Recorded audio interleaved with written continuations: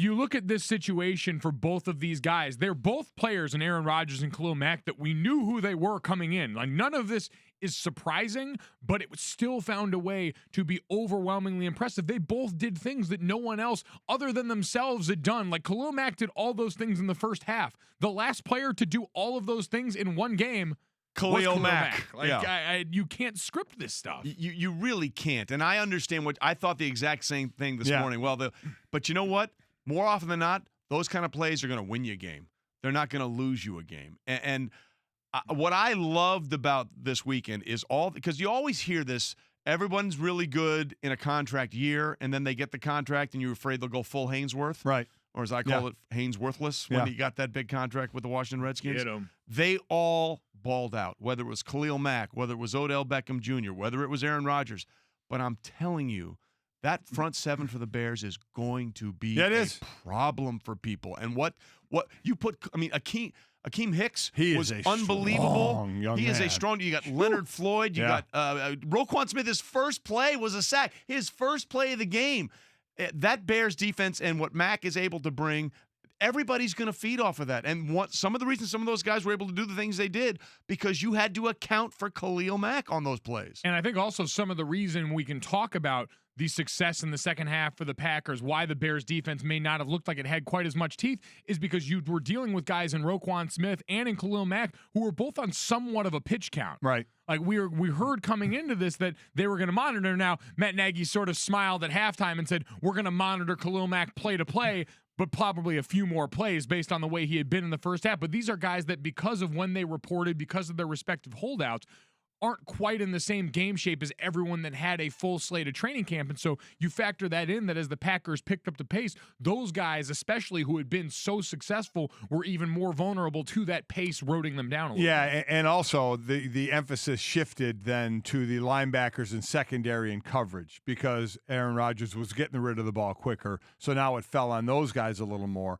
And Aaron Rodgers' accuracy, which we talked about earlier, let not only the receivers catch the ball, but then get yards after the catch. And then, let's be honest, you have a bit of poor tackling on the Randall Cobb long touchdown run off of not the longest throw in the world that he takes at 75 yards.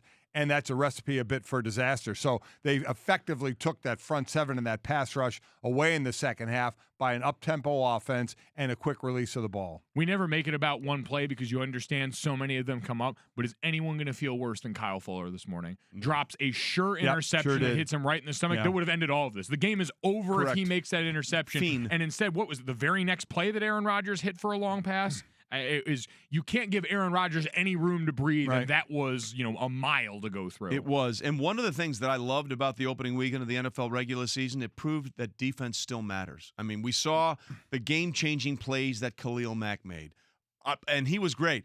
Did anybody have a better game than Von Miller? Did anybody have a better game than Von Miller? Broncos get a win over the Seahawks, 27-24. Von Miller, 3 sacks, 2 forced fumbles. Yeah. He has 2 career games now, at least 3 sacks and 2 forced fumbles. One of 3 players in the last 10 seasons with multiple games of 3 sacks and 2 forced fumbles. Suggs and Robert Quinn are the others. I mean, he is just constantly harassing the quarterback. And again, these are sacks, forced fumbles. This doesn't count the other times he's in the quarterback's face. He's Pressures, hits. Those intangibles, those things that you don't mark all the time or see, right in the initial box score. So you look at those 2 guys, I think there's really a group of 4 that we can talk about. Absolutely, the marquee defensive performers. We mentioned Von Miller, we mentioned Khalil Mack, and the other 2 are going to be 2 guys we saw play in the same game against each other in TJ Watt and in Myles Garrett. Now, TJ Watt, if you want to go over the stat line, he's going to win the weekend. 11 tackles, 4 sacks. 5.5 tackles for loss. And the block on the field goal that would have tied. That's exactly right. So affected the game in every way possible that you could. But then there's Myles Garrett. Oh, my God, was he good. I'll say this. The rest of these guys, I mean, we've got 2 guys already with Defensive Player of the Years on their resume. Von Miller, who's a Super Bowl champion and a guy who's done it at every possible level. Myles Garrett, if he stays healthy, could be better than all of these people because physically his skill set completely trumps what the rest of these guys bring to the table. His length, how tall, how long his arms are, how he contorts, how he moves, how he gets into a gap, how he is so quick. And he said he worked on that. That's the thing this year I see on defense. You talk there are fads that go through. Remember, there was a time when all the linemen were doing, karate. Some are still doing martial arts, working on the hands. And Aaron Donald fights with knives. That's exactly right.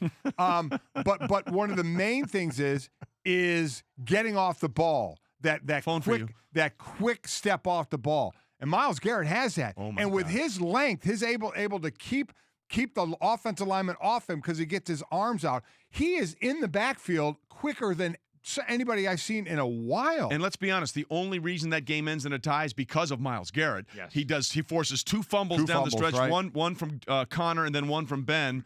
And I just have to say this. The Browns ending their losing streak by not winning is the most Cleveland Browns thing of all time. That is peak Browns. And I get it. They're better, and I think they're still going to win multiple games.